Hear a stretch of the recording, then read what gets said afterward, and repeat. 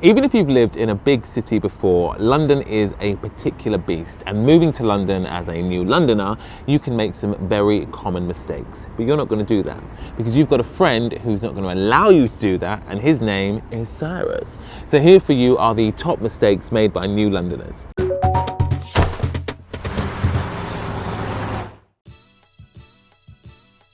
The number one mistake, I think, made by new Londoners and old Londoners is not budgeting. It's very easy to do. London's very expensive, you get overwhelmed and you don't budget.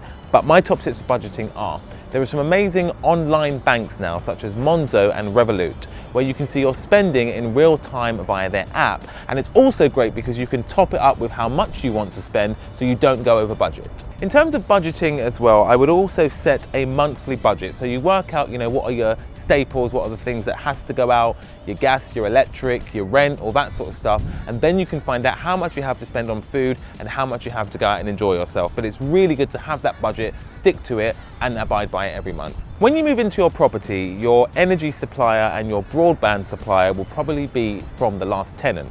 It is very easy to change energy company and broadband company in the UK, and I would definitely shop around when you move in to find out the best deal. Also, they will often do amazing deals for new customers, so definitely shop around there. One thing that happens in the UK that doesn't happen in other countries I know is you have to have a TV license. So you have to pay for a TV license even if you're watching stuff online, so make sure you do that.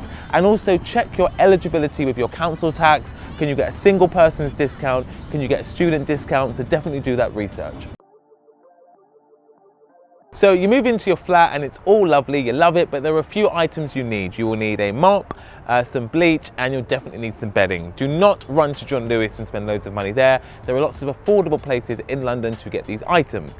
In London we have things called pound shops, so Poundland, where basically everything's a pound, so they're great options. Lots of areas will have local markets where they will sell household items. You can also buy a lot of this stuff online for cheaper, and it's a great high street retailer that I like called Argos that I definitely think are worth checking out. The word local is something that can seduce you in London.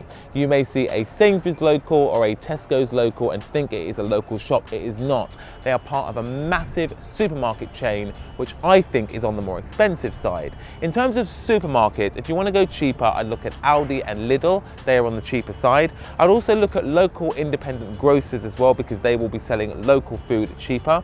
Also, most areas will have a market. So on a set day or set days during the week, there'll be a local market where you can buy cheap food locally.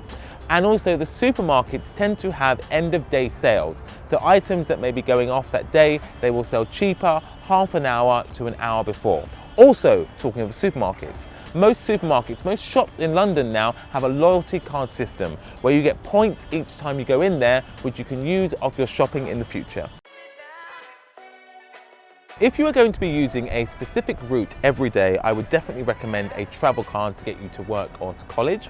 Remember that buses are always cheaper than tubes, so try and get the bus. Remember, there's now the bus hopper fare where your second journey can be free if you travel within an hour.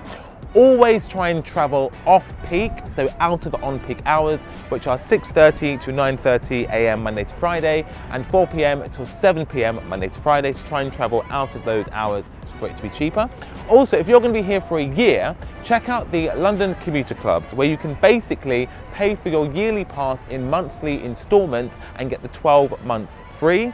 And also check if you are eligible for any travel discounts, because maybe because you're a student or because of your age. When you are out and about in London, that is another opportunity to make some massive mistakes. So listen up. Restaurants will have deals on that you probably don't know about. They'll have lunch menus, taster menus, pre-theatre menus, different meal deals at certain times. So go on their website, do that research and see if you can eat there for cheaper. Also, many restaurants now have a loyalty card scheme where you go there, you eat, you earn points, and you can get cheaper or even free food in the future. In the UK, there is a phenomenon called happy hour, which is basically where bars will sell alcohol for cheaper during the happy hour. And the great thing about happy hour is it normally lasts about 3 hours. So if you go into a bar, definitely find out when their happy hour is. Also remember, alcohol is going to be more expensive in zone 1. So a pint of beer in zone 1 is going to be more expensive than a pint of beer in zone 6. If you're going clubbing, it's worth remembering that with many clubs, what they do is they'll do cheaper or free entry if you arrive earlier in the night. So definitely check that out. Check out the club's dress code. Many clubs have dress codes and they won't let you in if you are not abiding by the correct dress code. And when you leave the club, make sure you do not get in any unlicensed taxis. London is a capital city, and like many capital cities, the risk of crime is high and you do have to stay vigilant. So here are my top tips for that. Cold calling is a massive thing in London where people call you from numbers you don't recognise and they may ask you for personal details. If that happens, cut off the call and block the number.